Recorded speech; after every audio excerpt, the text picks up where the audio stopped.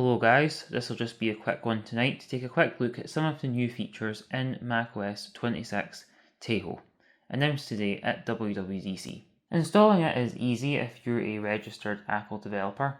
Just head to Settings, go to Software Update, and under Beta Updates you can enable the macOS Tahoe 26 Developer Beta, as we can see here.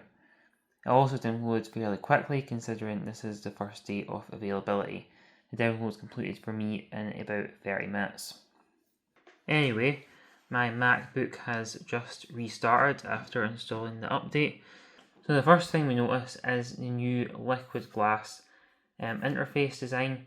Everything has this very glass-like texture now, including, as we see, the dock down here and this window.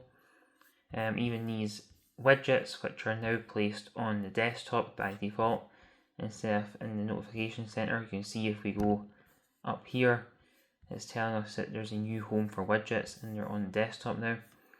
I'm not actually very into them being on the desktop. I don't really use widgets much, so I'll click to move them back here. There, that's better. You'll see our notifications also have this glassy appearance as well now. We click more info here. We'll go into the settings app and you can see that is again slightly redesigned with this slightly translucent sidebar, which I think is taking its accent color from the desktop background. You can also go into general here. Obviously under software update it says we have macOS beta 26.0 installed. Same thing it tells us under about. I think this available update is just the command line tools for Xcode. Just install that just now. You can also see our menu bar up here is completely transparent, so we can't really tell it's there most of the time.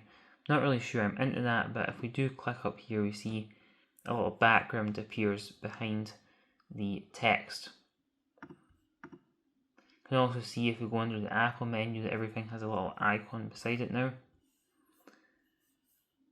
We also strangely have a link to the App Store in here. I don't think that was there before. I believe in some apps, maybe if we open Firefox we'll see this. We have little icons beside some things in this menu as well. I believe beside About we had a little icon, maybe on one of them.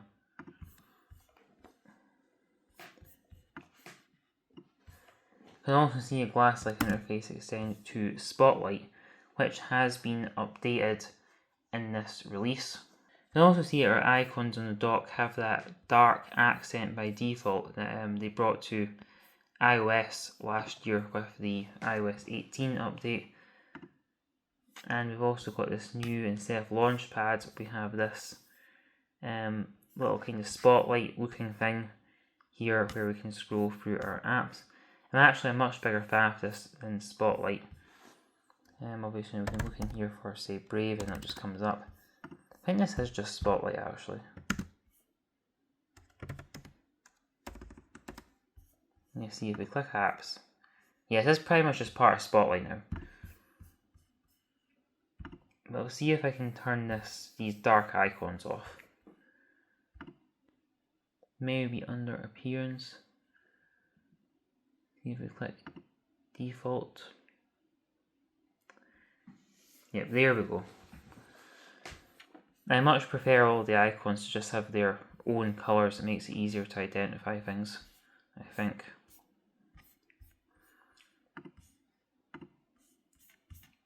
Also got a new bin icon down here and a slightly redesigned Finder. Looks pretty nice. New folder icons. Got my Xcode projects in them.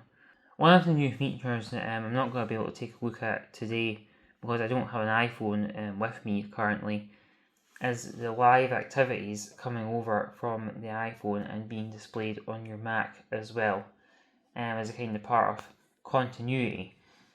We also should have a new Games app in here which we can look at though, if it's installed. Yep, here it is.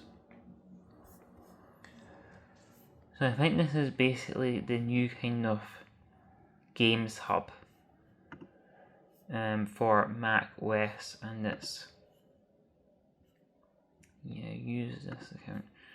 Basically designed so that you just have all your game information in one place. It's probably like the Xbox app on Windows, maybe a kind of successor to the old Game Center.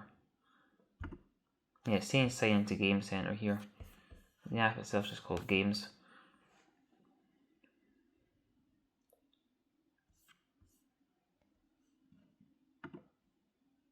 See what this is about. Okay, that link's not live yet. Yeah, it's basically just shows a nice summary of all the games you can currently get on your Mac and that, and it probably lets you go off to the App Store and buy them if you want to do that. You see again, the App Store's got the similar modern design here. You also see that Safari here has been updated with the new kind of style of the operating system. See, if we go into our tab selection, we have that translucent background up there, we have this translucent new tab page.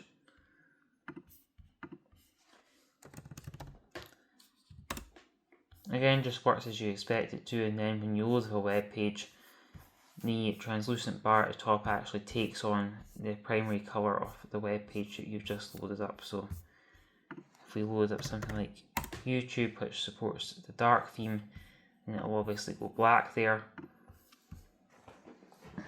And load of other sites as well, like Microsoft. Again, it just goes white because that's what the top bar's colour is.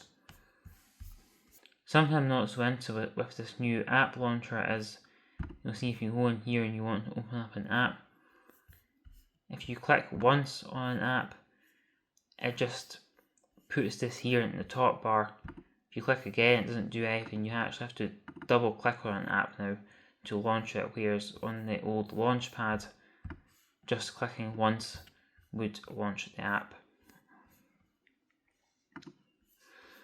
I know a lot of people didn't like the old launchpad, but I wonder if there is a way of re-enabling it. We also see this new notification style here, this glassy notification. We can see my Xcode folder even right behind this one. You'll see if we swipe it away, it follows the notification. It seems like the glass has a slight curve to it around the edges actually. You'll see the folder there, it kind of looks like the glass is kind of curved at the edge.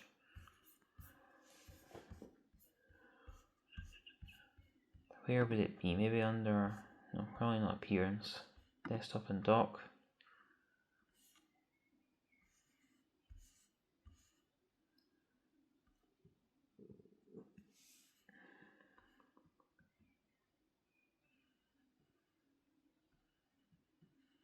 Don't see a launchpad mentioned in here, so I'm guessing maybe we don't have it anymore.